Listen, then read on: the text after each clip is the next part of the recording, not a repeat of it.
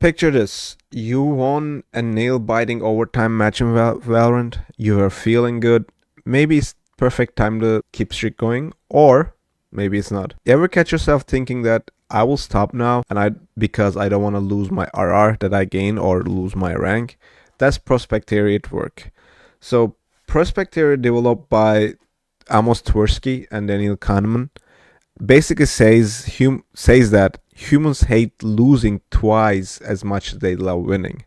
So if you lose $100, stings more than you earn $100. Well, if you put it Valorant terms, minus 20 RR train hits you harder than plus 20 RR train carries you. If you make it. So that's theory in a nutshell. So in competitive games such as Valorant, also it shows the effects. And if you risk losing rank in Valorant, that fear can overweight the excitement of potentially ranking up or taking you out of the demotion zone. There's three things to consider when we look at the prospect theory. First one, loss aversion. The psychological pain from a loss is twice as powerful as pleasure of equivalent gain. 2. Risk aversion.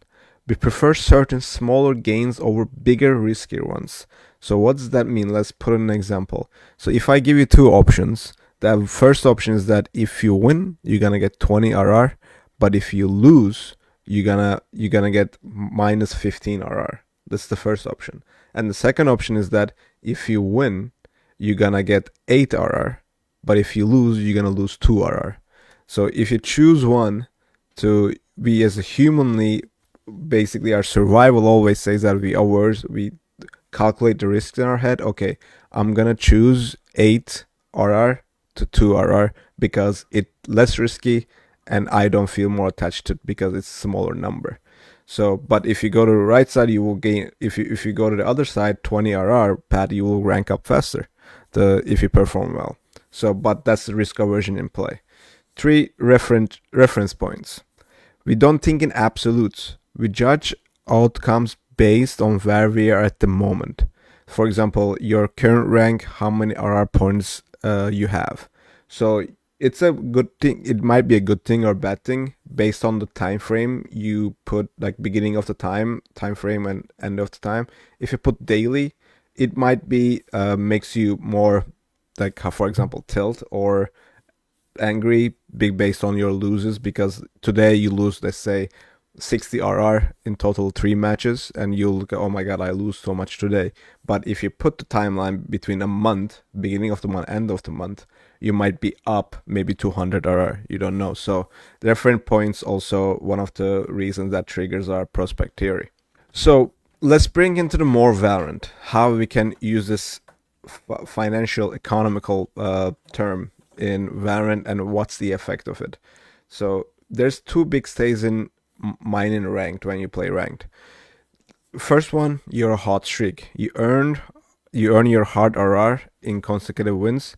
Prospect theory says that you might hesitate to queue again because you don't want to lose what you just gained, and you will end on a high note, end on a win. It's like a classic line. It's like gamblers. Some of the people go to casinos and just if they win, they stop immediately because they just don't want to lose. Same thing. And second one, you lost a few matches in a row. Now, ironically, you might push even harder to recoup what you lost. Even though you already tilted, your brain is screaming, you gotta get back what you lost. You have to keep grinding. You have to you cannot dig yourself into the losing spiral more. So this is where the very most dangerous thing happen in the Valorant ranked. From the people I coach, I find this pattern a lot. When they lose, and also when they get annoyed, tilted by the communication or the mistakes their teammate makes, next match they immediately turn the voice comms, pick Reina, and they're just running it down. And this might work in like very few instances, and the worst thing that can happen to you, that it's gonna work and your brain will take that, you see, I told you, just pick your battles, don't play with your team, you are better than all your team, you are better than the rest of your team, You just need to have an impact on the game. And once that happens, it keeps on spiraling. Every time you get tilted a little bit, your brain will immediately go to that space that like insta-log. So you will go into that zone immediately because you associated that with the positive outcome once, and your brain will scream that you should do that again, even though that approach will even lose you more. You won't see is that's the spiraling into prospect theory and spiraling into tilting. It's very important to understand indicators and predictors to put you in the mental state of tilting. So in the book, the mental game of trading, the author also mentions the same thing, that a lot of people who trade stocks, they don't want to end up want to lose. They have a prospect theory that they don't want to, so when they win they don't want to trade again, whatever. So we can apply those techniques to our performance in Valorant. So what author recommends to do that? So author recommends to do that you write down that indicators and predictors that puts you in the tilting mental state. To give Valorant example, for example, if you get tilted by someone toxic or not coming, so or just approaching the eco runs differently, if that immediately puts you in a mental state of tilting, that you write them down. And because you in your head, even though you have to make that connection in pen and paper or somewhere that express that, so you can be, because when it's out of you, you will be more aware of it. For example, X leads to Y. What is X? X in that sense, my teammate do not communicates, or let's say my teammate, I ask him to stun whatever flash, he did not flash. Don't. So if that leads you to the Y, which is the tilting mental state, that okay, how you can approach that. So instead of going to the Y immediately, how we can identify X and solve X before it becomes Y. So don't put yourself in the mental state immediately, but in order to do that, you need to identify those predictors that leads you to the tilting. That's why we start avoid ranked. Why some people avoid rank. So for example, if you ever wonder, we all have those plans that why some of our friends just play unranked Swift Play or Spike Rush. It's if they're back then, if they're not, like, how do you say, taking a more casual approach to the game, if you're playing very rarely ranked, it's usually the fear of losing rank. They rather not risk the pain and stress of potential loss, so they don't even bother. So that's why, to avoid that. So how we can counter this? Since we know about it, what we can do about it? Identifying the problem is the half of the solution. You're already half of the solution. So how we can do this? Focus on each match individually. So reframe the day sessions or month sessions that the learning experiences rather than continuous minus RR plus RR. It's not a graph, okay? And if you're finding yourself the spiraling out of from emotions and losing, set a time limit or set a match limit. I'm gonna play 2 matches. What happens, I'm gonna stop.